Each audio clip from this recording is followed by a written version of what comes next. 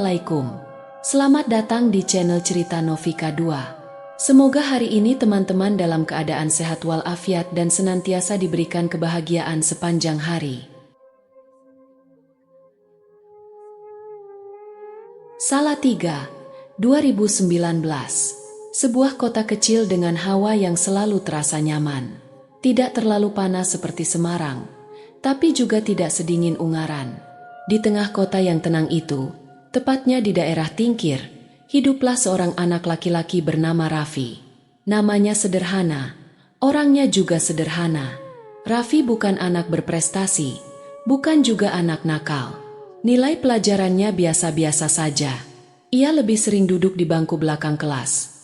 Tidak banyak bicara kecuali jika ditanya. Di mata guru, Raffi hanya anak pendiam yang mungkin belum menemukan teman akrab. Namun ada satu kebiasaan Raffi yang selalu diperhatikan oleh teman-temannya. Raffi selalu datang paling pagi dan selalu pulang lebih dulu. Kalau anak-anak lain suka nongkrong dulu di warung dekat sekolah, bermain gawai, atau sekadar bercanda di lapangan belakang, Raffi pasti buru-buru membereskan tasnya, lalu pergi sendiri. Yang lebih aneh lagi, Raffi tidak pernah lewat jalan besar seperti teman-temannya.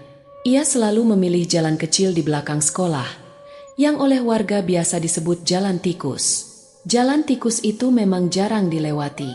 Selain karena sedikit lebih jauh memutar, jalan itu juga terkenal sedikit menyeramkan. Jalurnya kecil, hanya setapak. Kanan kirinya semak belukar yang jarang dibersihkan.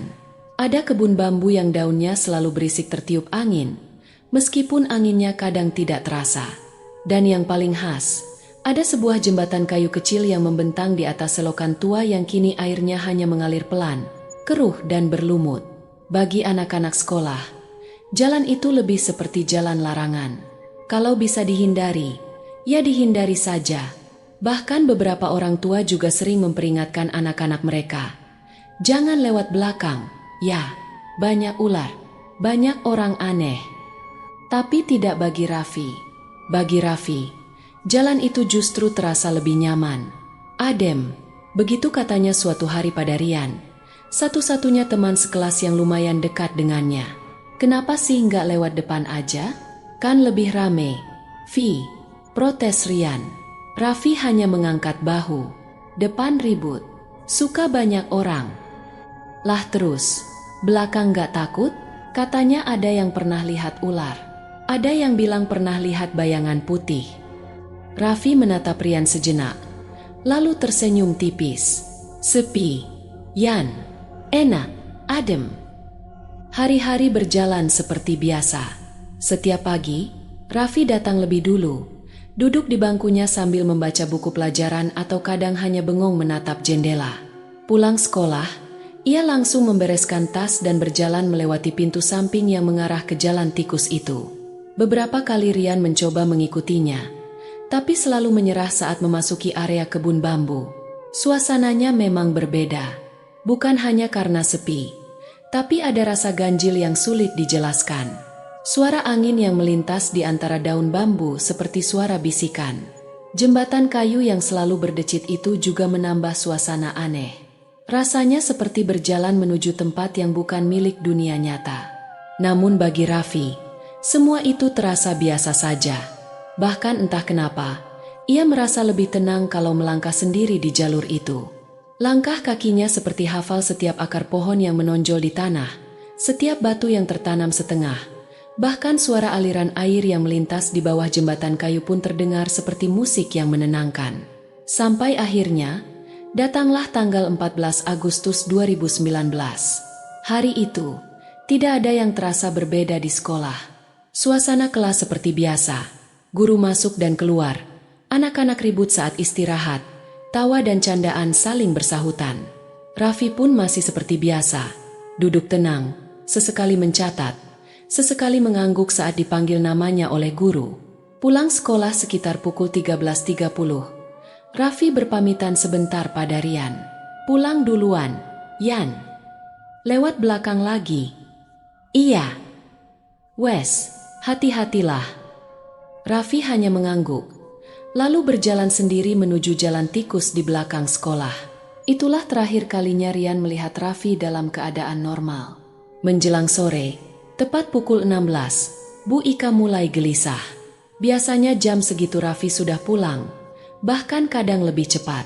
Tapi sore itu tak ada suara pintu dibuka, tak ada suara langkah Raffi menuju kamarnya, tak ada suara gelas berisi teh manis yang biasa diminumnya sambil membaca komik di ruang tengah.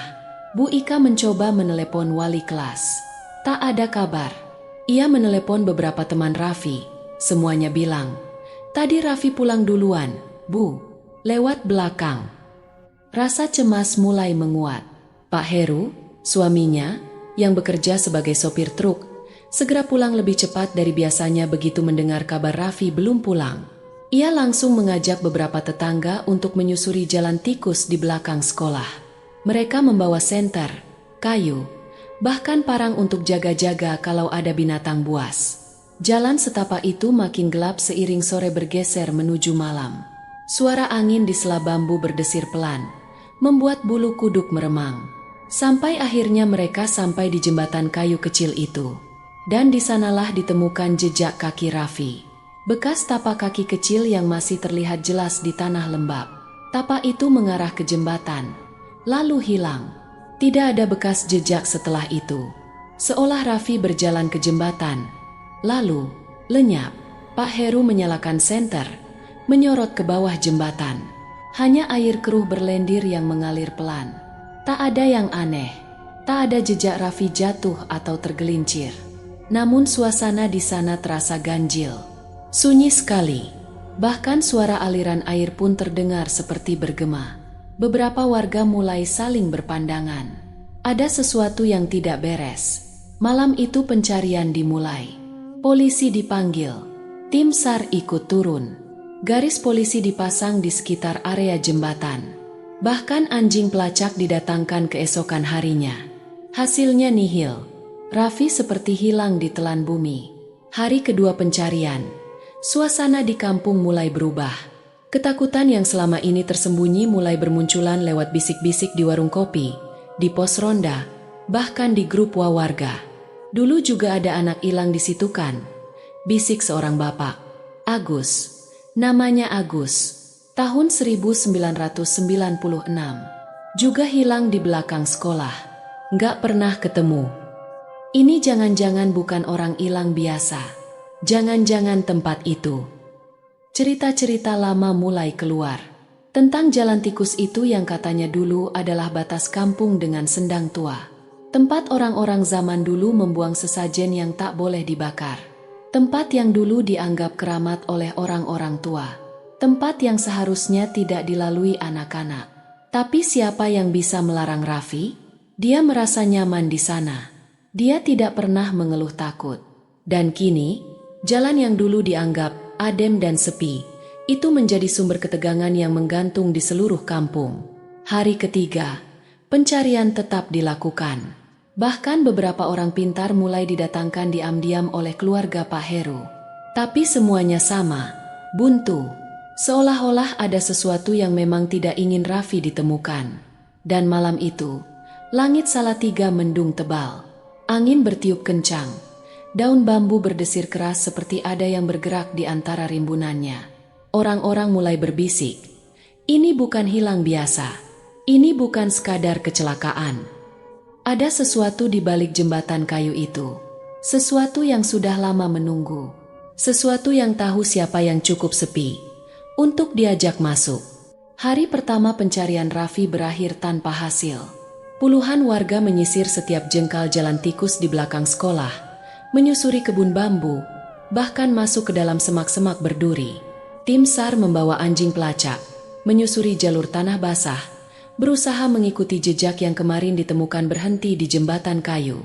Tapi hasilnya selalu sama, kosong. Seolah-olah Raffi menghilang begitu saja setelah melangkah ke atas jembatan. Tak ada jejak tergelincir, tak ada bekas kaki terinjak, tidak ada suara atau tanda-tanda keributan. Air selokan di bawah jembatan hanya mengalir pelan seperti biasa. Keruh, berbau lumpur dan lumut. Tidak ada arus deras, tidak ada pusaran air, tidak ada apapun yang bisa menelan seorang anak SMP. Semua orang mulai bingung. Polisi juga kebingungan. Bahkan anjing pelacak, yang terkenal tajam penciumannya, mendadak kehilangan arah begitu sampai di tengah jembatan kayu. Si anjing hanya berdiri diam, mendengus pelan, lalu menggonggong ke arah yang sama berulang kali, ke arah rumpun bambu besar di ujung jalan setapak. Di situ terus dia gonggong, "Pak," lapor salah satu anggota SAR. Tapi begitu didekati, tak ada apa-apa, hanya semak, bambu, dan tanah kosong. Malam kedua pencarian suasana makin menegang. Warga yang biasanya berani, mulai mengeluh sakit kepala dan merinding kalau terlalu lama berada di dekat jembatan kayu itu. Bahkan ada satu relawan pencari yang mendadak pingsan tanpa sebab jelas. Seseorang berbisik, "Ini bukan hilang biasa, ini sudah lain ceritanya." Hari ketiga, warga mulai berunding. Ada yang ingin memanggil orang pintar. Ada juga yang mengusulkan memanggil ustaz atau kiai setempat untuk memimpin doa bersama. Tapi sebelum keputusan dibuat, satu kabar mengejutkan datang dari anak-anak muda yang berpatroli pagi-pagi di sekitar kebun bambu. "Ada anak di sana." Teriakan itu membuat warga berhamburan keluar rumah. Puluhan orang berlari menuju jalan tikus. Di bawah pohon beringin besar yang berdiri sendiri di pinggir kebun bambu, pohon yang biasanya dihindari warga karena angker, terlihat sosok kecil duduk diam bersandar ke batangnya. Raffi, bajunya compang-camping, kemejanya robek di beberapa bagian, lututnya berdarah kering, wajahnya pucat, penuh debu dan tanah. Tapi yang paling membuat bulu kuduk berdiri adalah matanya. Putih, seluruh bola matanya nyaris putih. Pupilnya hanya terlihat samar-samar di tengah, seperti mata orang yang terlalu lama berada dalam kegelapan. Di tangannya masih tergenggam erat kotak makan siangnya.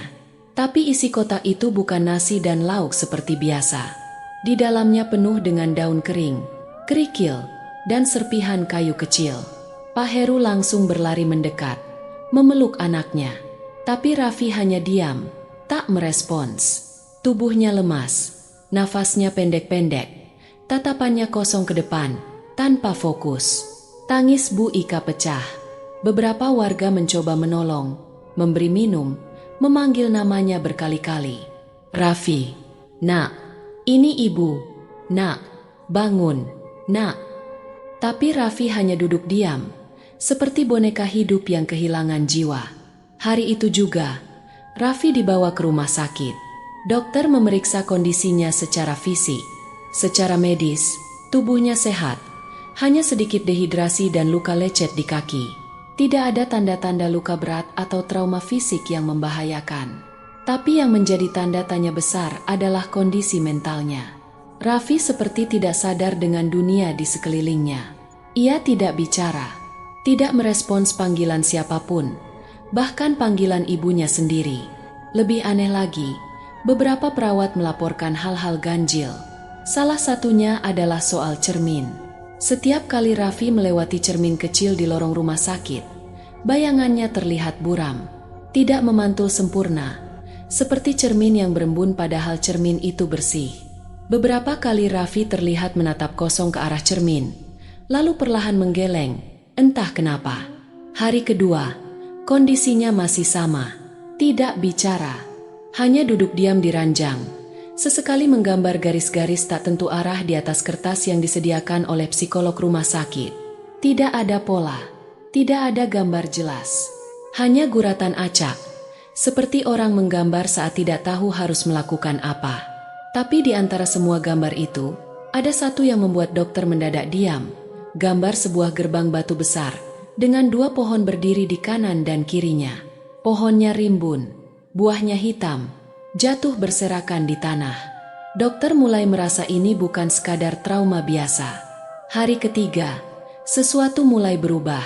Pagi itu, seorang perawat menemukan Raffi berdiri di depan jendela kamar rawatnya, menatap kosong keluar.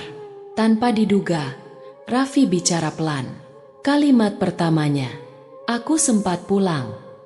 Perawat yang mendengar langsung memanggil dokter dan psikolog. Mereka datang bergegas, mendudukkan Raffi kembali ke ranjang. Raffi mengucap kalimat selanjutnya dengan suara pelan, seperti bisikan. "Tapi rumahnya sudah bukan rumah kita." Semua orang saling pandang. Apa maksudnya? Hari itu, seorang psikolog bernama Dr. X mulai menangani Raffi secara khusus. Ia mulai melakukan pendekatan pelan-pelan, mengajak Raffi bicara, sedikit demi sedikit, tanpa paksaan. Butuh waktu beberapa jam sebelum Raffi akhirnya mulai bercerita. Kata-katanya masih terputus-putus, tapi cukup jelas untuk membuat semua orang di ruangan itu bergidik. Aku jalan terus, kayak nggak habis-habis. Diam, nggak ada suara. Aku dengar kakiku jalan, tapi kayak nggak ada suara langkahnya. Maksudnya, Vi, kamu di mana waktu itu? Di jalan itu, di jembatan. Sampai di mana? Raffi terdiam lama, lalu melanjutkan lirih. Aku lihat gerbang, besar, dari batu.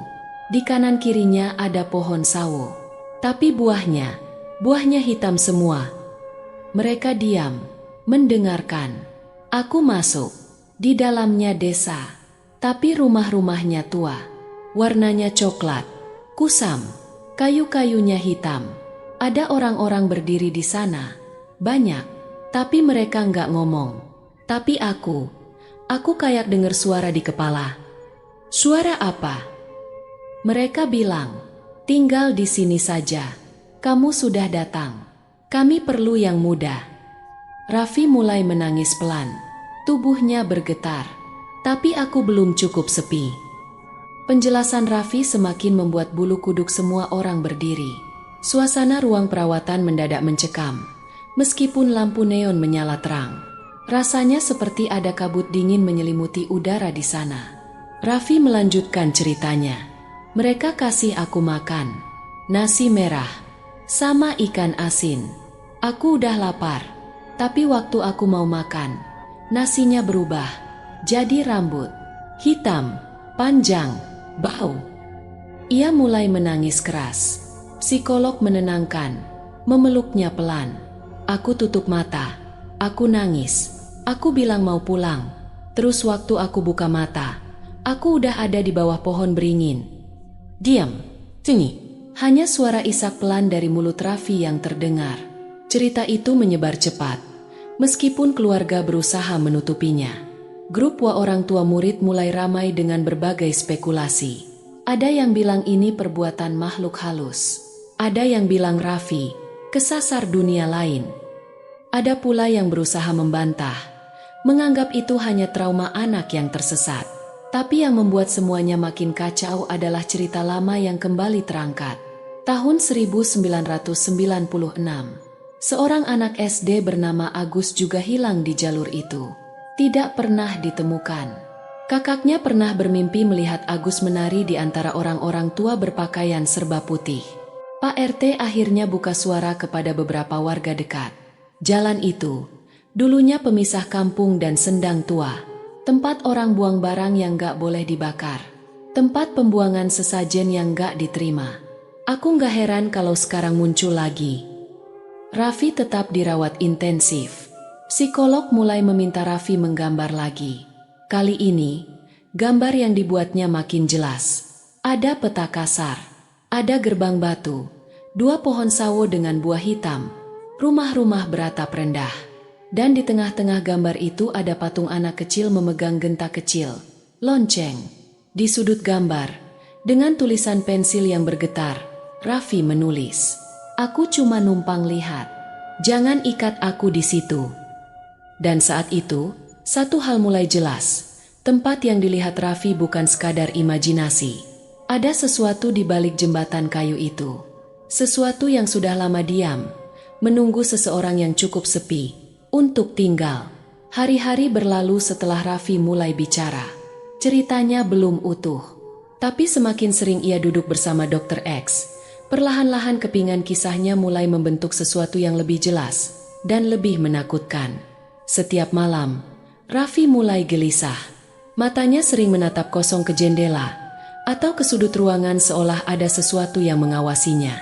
Kadang ia bicara sendiri, suaranya pelan, seperti bisikan yang hanya bisa didengar oleh dirinya sendiri. Dan di antara kalimat-kalimat tak jelas itu, satu nama tempat sering terucap lirih. Desa. Bukan nama lengkap, hanya desa. tanpa keterangan lain. Tapi Dokter X tahu, inilah inti dari semuanya. Di salah satu sesi terapi, Raffi mulai menceritakan lebih lengkap apa yang ia alami di balik jembatan kayu itu. Saya jalan pelan, tapi langkah saya kayak nggak ada suaranya. Hening, biasanya kan kalau jalan di atas kayu pasti bunyi. Kletak-kletak, gitu kan? Ini nggak ada, kayak jalan di udara. Terus, langitnya berubah, jadi abu-abu. Bukan terang, bukan gelap, cuma kayak warna awan mau hujan. Udara juga dingin, tapi bukan dingin biasa. Dinginnya kayak kalau orang habis mandi terus keluar rumah pas angin besar. Matanya mulai bergetar, nafasnya pendek, tapi Raffi melanjutkan ceritanya. Aku terus jalan, gak tahu kenapa, aku gak mikir buat balik. Kayak kakiku jalan sendiri. Terus, aku lihat gerbang. Gerbangnya gede, dari batu. Warnanya tua, kayak batu nisan yang udah berlumut. Di kanan kirinya ada 2 pohon, kayak pohon sawo, tapi buahnya hitam semua. Jatuh-jatuh ke tanah kayak buah busuk. Raffi berhenti sebentar, tangannya bergetar. Dokter X menggenggam tangannya pelan. Aku masuk, di dalamnya desa, tapi nggak kayak desa biasa. Ia mulai menggambarkan dengan lebih detail. Rumah-rumahnya pendek, atapnya rendah, dari kayu tua yang warnanya udah kayak arang. Ada yang miring, ada yang kayak mau roboh, tapi semuanya bersih. Nggak ada debu, kayak baru dibersihin. Dokter X mengernyit. Ada orang di sana. Ada, bisik Raffi. Tapi mereka diam, berdiri di depan rumah, pakai baju-baju aneh, kayak pakaian zaman Belanda. Ada yang pakai celana panjang, ada yang pakai kebaya kusam, tapi wajah mereka datar, kosong, matanya kayak nggak ngeliat. Tapi aku tahu mereka lihat aku. Nafas Raffi mulai sesak, suaranya bergetar ketika melanjutkan. Mereka nggak ngomong, tapi di kepala aku kayak ada suara. Tinggal di sini saja. Kamu sudah datang. Kami perlu yang muda. Raffi mulai menangis pelan. Tangannya mencengkram sprei ranjang. Aku bilang, aku mau pulang. Tapi suara itu bilang lagi, kamu belum cukup sepi. Kalimat itu menghantam telinga Dokter X dengan rasa tidak nyaman. Belum cukup sepi. Apa maksudnya? Kenapa mereka bicara soal sepi? Cerita itu tidak berhenti di situ. Raffi juga bercerita tentang makanan yang disediakan oleh orang-orang desa itu. Awalnya ia sangat lapar. Perjalanan panjang tanpa ujung di jalur sepi membuat perutnya keroncongan. Saat ia sampai di lapangan kecil di tengah desa itu, ada satu orang, seorang lelaki tua berkumis tebal, duduk bersila, menyodorkan piring kayu berisi nasi merah dan ikan asin. Aku ambil satu suap, tapi waktu aku buka mulut, nasinya berubah, jadi rambut pendek, bau tanah, bau apek kayak gudang kosong. Tubuh Raffi bergetar hebat, air matanya mengalir. Aku muntah, aku nangis, aku bilang, aku mau pulang, aku mau pulang. Tapi suara itu bilang, belum sekarang, waktunya belum cukup. Tapi kalau kamu pulang sekarang, ada yang ikut. Sejak hari itu, teror bukan hanya terjadi dalam cerita nyata Raffi, tapi juga dalam mimpinya. Setiap malam, ia bermimpi berada di jalan tikus itu lagi. Tapi kali ini berbeda. Jalannya bukan lagi tanah dan akar pohon. Jalannya berubah licin, seperti kaca. Setiap ia melangkah, ada gema langkah kaki yang tidak sesuai dengan langkahnya sendiri. Dan yang paling sering muncul dalam mimpinya adalah suara lonceng.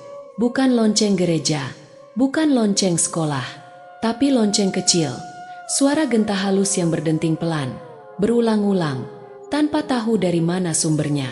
Dalam salah satu mimpinya, Raffi melihat sebuah rumah tua. Dindingnya dari kayu jati, hitam seperti bekas terbakar. Di dalam rumah itu ada sebuah jam dinding besar, tapi jarum jamnya bergerak mundur. Detik demi detik berjalan ke arah yang berlawanan, seolah waktu di tempat itu bergerak melawan dunia nyata. dan duduk melingkar di bawah jam itu adalah orang-orang aneh. Botak, mata mereka tertutup kain putih. Mereka tidak bicara, hanya duduk diam sambil mendengarkan suara detik jam mundur. Salah satu dari mereka berdiri. Raffi masih ingat jelas wajahnya. Kulitnya keriput, giginya hitam, dan suaranya seperti bisikan daun kering. "Kau mau pulang? Atau tinggal?" "Aku nggak tahu," jawab Raffi dalam mimpinya. "Kalau nggak tahu, kami beri waktu. Tapi waktu di sini tak sama." Dan setelah itu, Raffi selalu terbangun dengan tubuh penuh keringat dingin. Nafasnya terengah-engah. Kadang ia menjerit, kadang hanya bisa menangis pelan. Setiap kali mimpi itu datang, ia selalu merasa bahwa ada sesuatu yang belum selesai dengannya. Sementara itu, di kampung, cerita-cerita lama mulai bermunculan kembali. Beberapa warga yang dulu masih anak-anak mulai bicara soal Agus, anak SD yang hilang di Jalan Tikus itu tahun 1996. Salah satu yang paling mengerikan adalah cerita dari kakak Agus. Dulu, sebelum Agus hilang, aku pernah lihat dia ngelamun di teras rumah. Waktu aku tanya, dia bilang, "Abis diajak main orang-orang lucu di belakang sekolah." Tapi aku kira cuma imajinasi anak-anak. Seminggu kemudian Agus hilang. Dan yang membuat merinding, kakaknya pernah bermimpi, di malam-malam setelah Agus hilang, melihat Agus menari pelan di lapangan kosong.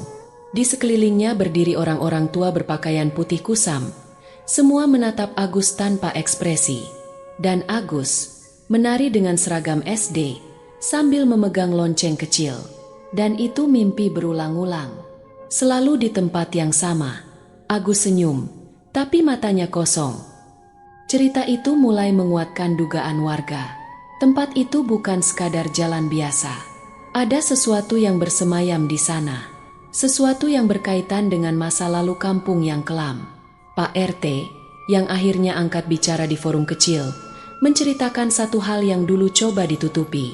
Dulu, sebelum ada sekolah, tempat itu adalah batas kampung dengan sendang tua. Di situ biasanya orang buang benda-benda dari ritual yang gagal. Sesajen yang ditolak, barang-barang yang gak bisa dibakar. Termasuk boneka-boneka dari orang yang pernah belajar hal-hal yang gak benar. Dan dulu memang ada yang bilang, tempat itu jadi tempat buangan. Bukan cuma barang, tapi juga kenangan buruk. Keterkaitan antara Jalan Tikus dan desa aneh di cerita Raffi semakin terasa nyata. Apa yang dilihat Raffi bukan sekadar ilusi atau mimpi buruk anak yang trauma. Detailnya terlalu jelas, dan gambaran mimpinya selalu konsisten. Bahkan peta kasar yang ia gambar berulang-ulang selalu sama. Gerbang batu besar, 2 pohon sawo hitam, rumah-rumah rendah beratap kayu, dan patung anak kecil memegang genta di tengah lapangan desa. Dan di sudut peta, Raffi selalu menulis dengan pensil tumpul, dengan tulisan bergetar. "Aku cuma numpang lihat. Jangan ikat aku di situ." Suasana rumah sakit makin tidak nyaman setiap malam. Beberapa perawat mengaku melihat bayangan anak kecil berlari melintas di lorong. Tapi ketika dicari, tak ada siapapun. Salah satu perawat perempuan bahkan mengaku mendengar suara lonceng kecil berbunyi tepat di belakang telinganya saat memeriksa ruangan. Suasana mencekam. Bahkan psikolog dan dokter mulai merasa ada batas antara dunia nyata dan dunia lain yang mulai menipis di sekitar Raffi. Yang lebih aneh lagi, tiap malam Raffi selalu meminta 2 hal sebelum tidur. Jangan matikan lampu kamar. Dan, tolong, tutup kaca cerminnya pakai kain. Aku nggak mau lihat bayangan sendiri. Bab ini bukan hanya soal cerita Raffi, tapi juga tentang bagaimana dunia nyata mulai terdistorsi oleh sesuatu yang tidak bisa dijelaskan sepenuhnya. Desa di balik jembatan kayu itu seolah bukan hanya tempat yang pernah dilewati Raffi, tapi mulai membangun jembatannya sendiri ke dunia ini, lewat mimpi, lewat pantulan cermin, bahkan lewat suara kecil lonceng yang terdengar tanpa sebab. Dan di luar sana, tepat di ujung Jalan Tikus itu, 2 pohon sawo tua masih berdiri diam. Buah-buahnya jatuh perlahan ke tanah basah, hitam, busuk. Tak ada yang berani mendekat lagi. Karena mungkin, desa itu masih menunggu orang yang cukup sepi untuk diajak tinggal. Hari-hari setelah pengakuan Raffi tentang desa aneh itu berjalan dalam keheningan yang menyesakan. Suasana rumah sakit tempat Raffi dirawat semakin terasa aneh. Para perawat bekerja seperti biasa, tetapi selalu ada sesuatu yang tidak bisa mereka jelaskan dengan logika sederhana. Suara langkah kaki di lorong kosong, suara pintu kamar berdecit padahal angin tidak bertiup, dan yang paling sering terdengar, dentingan kecil, seperti suara lonceng anak-anak. Sementara itu, Raffi semakin sering menggambar, tidak lagi dengan garis acak atau coretan tanpa bentuk. Kini gambarnya memiliki pola, memiliki arah, bahkan memiliki keterangan. Setiap hari ia menggambar peta kasar desa itu, dengan tulisan kecil yang semakin menakutkan. Di setiap lembar kertas, selalu ada pola sama, gerbang batu besar dengan 2 pilar hitam berlumut. 2 pohon sawo yang buah-buahnya hitam, busuk, berserakan di tanah. Deretan rumah-rumah tua beratap rendah, semuanya mengarah ke satu titik tengah. Patung anak kecil memegang lonceng. Patung itu selalu ada, selalu digambar dengan bayangan samar-samar wajah yang tidak jelas, seolah tidak selesai dilukis. Di bawahnya, selalu ada tulisan dari tangan Raffi, "Jangan ikat aku di situ." Yang membuat merinding bukan hanya gambar itu, melainkan konsistensinya. Setiap hari, Raffi menggambar ulang, tanpa ada perubahan signifikan. Detailnya selalu sama, seolah dia sedang berusaha mengingat atau mempertahankan bentuk desa itu di pikirannya. Namun yang lebih menakutkan dari gambar-gambar itu adalah mimpi-mimpi Raffi yang semakin brutal. Suatu malam, Dr. X menemukan Raffi terbangun sambil menjerit. Keringat membanjiri seluruh tubuhnya. Setelah ditenangkan dengan air hangat dan pelukan dari ibunya yang kini selalu mendampinginya di rumah sakit, Raffi menceritakan mimpinya dengan suara gemetar. "Saya ada di lapangan, Dok." "Lapangan mana?" "Di tengah desa itu." Matanya mulai berkaca-kaca. Nafasnya memburu. Banyak salib. Salib-salib kecil dari bambu. Kayak yang dipakai buat tanda kuburan orang yang gak dikenal. Di atas tiap salib ada foto usang. Foto anak-anak. Anak-anak. Raffi mengangguk pelan. Wajahnya banyak yang hilang. Sobek-sobek. Lalu ia berhenti sejenak, menahan tangis. Salah satu fotonya. Foto saya. Tubuh Dr. X kaku mendengarnya. Aku coba mau lari, tapi tanahnya kayak lengket. Terus dari bawah tanah ada tangan-tangan keluar. Tangan-tangan kecil, kayak tangan anak-anak. Mereka narik aku. Terus aku dengar suara lagi. Kalau kamu sudah difoto, kamu gak bisa benar-benar pergi. Air mata Raffi jatuh. Suaranya mengecil. Aku takut, Dok. Aku takut gak bisa pulang beneran. Di luar kamar Raffi, situasi semakin membingungkan. Dr. X mulai kesulitan membedakan antara trauma psikologis berat atau sesuatu yang memang bukan berasal dari psikis. Semua tanda-tanda klinis menunjukkan gejala depersonalisasi dan disosiasi parah. Tapi detil yang berulang-ulang, gambar yang selalu sama, mimpi yang sambung menyambung, semuanya terlalu konsisten untuk dianggap halusinasi biasa. Apalagi, kejadian-kejadian di sekeliling Raffi makin hari makin aneh. Setiap kali Raffi lewat depan cermin, bayangannya tampak buram, seperti kabut yang menempel di permukaan kaca. Dan bukan sekali 2 kali, beberapa perawat bersaksi bahwa terkadang bayangan Raffi tidak muncul sama sekali, seolah cermin itu menolak memantulkan sosoknya. Dan lebih mengerikan lagi, beberapa kali Raffi terlihat bicara sendiri, bukan bergumam, tapi seolah sedang berdialog dengan sesuatu yang berdiri atau duduk di sudut kamar rawatnya. Pandangannya tajam ke satu titik kosong di dinding, lalu terdengar bisikan-bisikan pelan. "Bukan aku. Jangan. Aku mau pulang." Kalimat-kalimat yang keluar seperti jawaban atas pertanyaan yang tidak didengar oleh orang lain. Di luar rumah sakit, suasana mulai berubah. Berita tentang hilangnya Raffi selama 3 hari memang ditutup oleh pihak sekolah dan aparat setempat. Tapi desas-desus mulai menyebar di kampung dan media sosial. Orang-orang mulai mengaitkan cerita Raffi dengan kisah lama tentang Agus, bocah SD yang hilang misterius di jalan tikus belakang sekolah tahun 1996. Dulu Agus juga suka main ke sana, kata Pak RT suatu sore kepada para tetangga yang berkumpul diam-diam. Aku ingat betul, Agus hilang, nggak pernah ketemu sampai sekarang. Dan kini, warga mulai mendesak pemerintah kota untuk melakukan tindakan nyata. Akhirnya, beberapa minggu setelah kejadian Raffi, keputusan resmi keluar. Jalan tikus di belakang sekolah ditutup permanen. Alasan resminya, rawan longsor dan membahayakan. Padahal, warga tahu pasti, tidak ada tanda-tanda longsor di sana. Tidak ada keretakan tanah, tidak ada pergeseran kontur. Semuanya stabil. Tapi yang ganjil bukan hanya soal alasan penutupan itu. Di ujung jalan yang menuju jembatan kayu, tiba-tiba berdiri sebuah patung kecil. Patung kayu yang dipahat oleh salah satu seniman lokal, yang dikenal pendiam dan jarang menerima pesanan. Patung itu tidak berbentuk jelas. Tubuhnya seperti anak kecil duduk bersila, tapi wajahnya rata, polos, tanpa mata, tanpa hidung, tanpa mulut. Yang membuat warga makin resah adalah pengakuan sang seniman. Ia mengaku, selama beberapa malam berturut-turut, ia didatangi mimpi aneh. Dalam mimpinya, ada anak kecil berkemeja putih, berdiri di depan bengkelnya sambil berkata pelan, "Tolong bikin patung untuk jagain jalan itu." "Kenapa nggak ada wajahnya?" tanya salah satu warga waktu itu. Seniman itu hanya menjawab singkat sambil menunduk. Dia bilang, wajahnya belum ada. Nunggu yang cukup sepi. Kehidupan kampung berjalan seperti biasa setelah itu, setidaknya di permukaan. Tapi ada satu kebiasaan baru yang mulai tumbuh.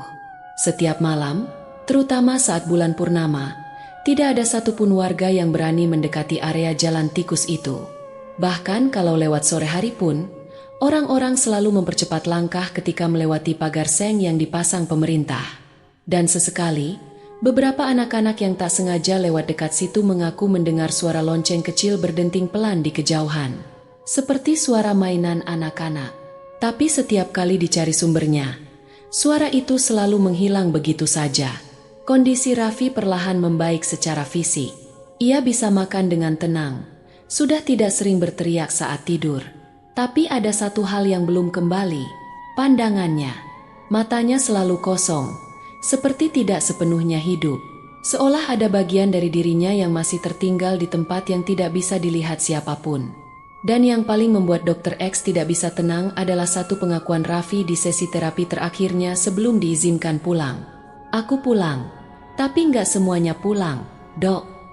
"Apa maksudnya?" Raffi menatap Dr. X dengan pandangan kosong. "Mereka bilang, kalau aku pulang, aku bakal ninggalin jejak di sana. Dan jejak itu bakal narik aku lagi kalau aku lupa." "Lupa apa?" "Lupa siapa aku." Akhirnya, Raffi dipulangkan ke rumahnya. Tapi sejak itu, kebiasaan aneh mulai terlihat. Setiap malam, Raffi selalu meminta ibunya menempelkan cermin kecil di pintu kamarnya. Bukan untuk berkaca, tapi untuk memastikan bayangannya tetap ada. Dan sampai bertahun-tahun kemudian, Raffi tumbuh menjadi remaja pendiam. Tidak pernah lagi bermain keluar. Tidak pernah mau lewat jalan belakang sekolah. Bahkan sekolahnya pindah demi menjauh dari tempat itu. Namun, sesekali, kalau malam terlalu sunyi, Raffi masih suka bicara sendiri. "Jangan dulu. Aku belum cukup sepi." Beberapa tahun kemudian, satu surat misterius datang ke rumah wali kelas Raffi. Surat itu berwarna coklat tua, tanpa nama pengirim. Di dalamnya hanya ada selembar kertas dengan tulisan tangan kasar. Raffi sudah tak akan kembali ke jalur itu, tapi masih ada yang akan lewat. "Kami hanya menunggu yang cukup sepi." Tak ada yang tahu siapa pengirimnya. Tapi satu hal yang pasti, desa itu belum selesai. Masih ada yang tertinggal di sana, dan mereka masih menunggu.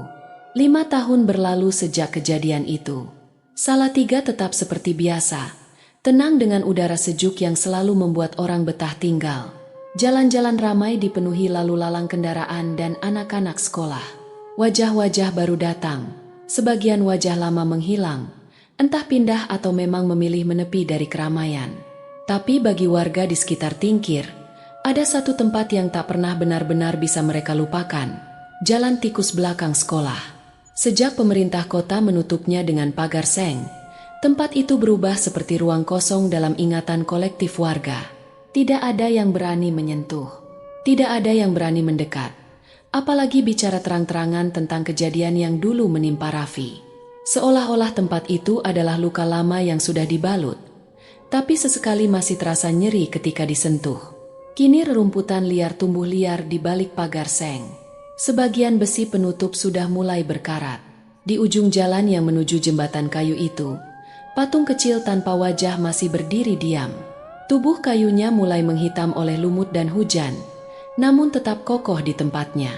Tak ada yang berani menyentuh, bahkan untuk sekadar membersihkan lumut di badannya. Dan meski waktu terus berjalan, ada satu hal yang sesekali masih terdengar, terutama di malam-malam bulan purnama, suara lonceng kecil yang berdenting perlahan, samar, seperti suara mainan anak-anak yang tertiup angin. Raffi kini sudah beranjak dewasa. Ia tak lagi bersekolah di Salatiga. Keluarganya memutuskan pindah ke kota lain, lebih untuk menjaga kondisi psikologis Raffi daripada alasan ekonomi. Tapi meskipun tubuhnya tumbuh, jiwa Raffi tak pernah sepenuhnya kembali. Di rumah barunya, Raffi tetap menjadi bayangan dari dirinya yang dulu. Ia bisa bicara, bisa makan, bisa berjalan, bisa melakukan rutinitas normal. Tapi selalu ada kekosongan di matanya. Seperti seseorang yang masih setengah tersesat, masih berdiri di antara dua dunia. Raffi tak pernah lagi mau bercermin. Setiap kali ia melihat cermin, atau bahkan permukaan kaca bening sekalipun, ia akan menunduk atau memalingkan wajah. Ia selalu berkata pelan, hampir seperti doa yang diulang-ulang. Aku udah pulang, aku udah pulang. Namun di beberapa malam, ibunya masih mendengar Raffi bicara sendiri dalam tidur. Jangan dulu, aku belum cukup sepi. Jangan dulu. Luka di keluarga Raffi pelan-pelan mengering, tapi tidak benar-benar sembuh. Dan luka itu perlahan berubah menjadi diam. Warga kampung pun memilih diam. Tidak ada yang lagi membahas soal Jalan Tikus. Tidak ada yang berani menceritakan lagi kisah Agus, bocah yang hilang di tempat yang sama. Tidak ada yang berani membahas tentang patung kayu tanpa wajah yang berdiri di ujung jalan. Tapi diam bukan berarti lupa. Beberapa warga yang masih tinggal di sekitar area itu tahu persis, jalan itu masih hidup. Heningnya bukan hening biasa. Ada perasaan seperti berjalan di depan pintu rumah orang yang sedang berkabung. Hening yang tidak mengajak masuk, tapi juga tidak membiarkan orang pergi tanpa membawa beban di dada. Dan seperti semua luka lama, kadang ada saatnya sesuatu muncul kembali. Suatu sore, wali kelas Raffi di SMP dulu, Bu Hesti, mendapat kiriman surat. Tidak ada nama pengirim, tidak ada alamat, hanya amplop coklat tua yang sudah mulai menguning, dengan goresan tinta yang mulai pudar. Isinya hanya satu kalimat pendek. Raffi sudah tak akan kembali ke jalur itu, tapi masih ada yang akan lewat. Kami hanya menunggu yang cukup sepi. Bu Hesti terdiam lama membaca kalimat itu. Tidak ada tanda siapa pengirimnya, tapi rasa dingin menjalar pelan di tengkuknya. Kata-kata itu bukan ancaman, bukan juga pesan biasa. Itu seperti peringatan, atau lebih tepatnya, janji. Dan Bu Hesti tahu satu hal, apapun yang ada di balik jembatan itu, belum selesai. Dr. X, psikolog yang dulu menangani Raffi, beberapa kali masih menulis catatan tentang kasus itu. Namun semakin ia menuliskan kesimpulan medis, semakin ia merasa bahwa ada yang tak bisa disentuh oleh ilmu psikologi biasa. Dalam salah satu catatan pribadinya, ia menulis, "Saya tidak sepenuhnya yakin jiwa Raffi sudah kembali. Mungkin tubuhnya sudah pulang, pikirannya sebagian sudah pulang, tapi ada bagian kecil, entah seberapa besar, yang masih tertinggal di tempat itu. Mungkin di desa itu, mungkin di antara pohon sawo hitam itu, mungkin, bahkan, bagian itu adalah alasannya masih bisa hidup sampai sekarang. Tapi jika suatu saat bagian itu memanggil, saya tidak tahu apakah Raffi akan bisa menolak." Tahun kelima setelah kejadian itu, Ada satu lagi hal ganjil yang terjadi. Seorang tukang parkir di warung dekat sekolah, seorang bapak tua yang setiap sore duduk di depan pintu pagar seng bekas jalan tikus, mengaku pernah mendengar suara langkah kaki kecil berjalan di balik pagar. Langkah itu berhenti tepat di belakang patung kecil tanpa wajah. Waktu itu sudah senja. Cahaya matahari terakhir mulai hilang, menyisakan bayangan panjang dan warna jingga keabu-abuan. Bapak itu mendengar langkah kaki. Lalu, suara anak kecil tertawa pelan. Bukan tawa gembira, tapi tawa yang kosong. Tawa yang hanya dilakukan oleh orang yang sudah terlalu lama sendiri. Dan setelah itu, dentingan lonceng kecil kembali terdengar. Warga sudah lelah dengan rasa takut. Mereka memilih diam, berpura-pura tidak mendengar, tidak melihat. Mereka berusaha hidup seperti biasa. Tapi semua tahu satu hal yang tidak perlu diucapkan. Tempat itu masih menunggu. Bukan dunia lain yang mencari manusia. Bukan desa aneh itu yang mengintai siapa saja secara acak. Bukan patung tanpa wajah yang akan datang mendatangi rumah mereka. Yang datang justru dari sini. Dari manusia sendiri. Dari mereka yang berjalan sendirian. Dari mereka yang terlalu sepi. Dan begitulah cara dunia itu bekerja. Tidak semua orang bisa melihat pintu itu. Tidak semua orang bisa mendengar suara lonceng itu. Tapi mereka yang pikirannya kosong, hatinya letih, jiwanya rapuh, tanpa sadar akan menemukannya. Mereka akan berpikir mereka hanya mencari jalan pintas, mencari rute lain pulang, mencari tempat yang lebih sepi untuk menenangkan diri. Tapi sebenarnya, mereka sudah dipanggil, karena dunia itu, desa itu, tidak mencari. Mereka hanya menunggu. Menunggu siapa saja yang cukup sepi. Dan ketika seseorang sudah cukup sepi, mereka tidak perlu dijemput. Mereka akan datang sendiri. Lewat jalan tikus, lewat gerbang batu, lewat dua pohon sawo hitam, disambut oleh patung kecil tanpa wajah yang memegang lonceng. Dan ketika suara lonceng itu berbunyi, mereka tidak akan bisa pulang sepenuhnya.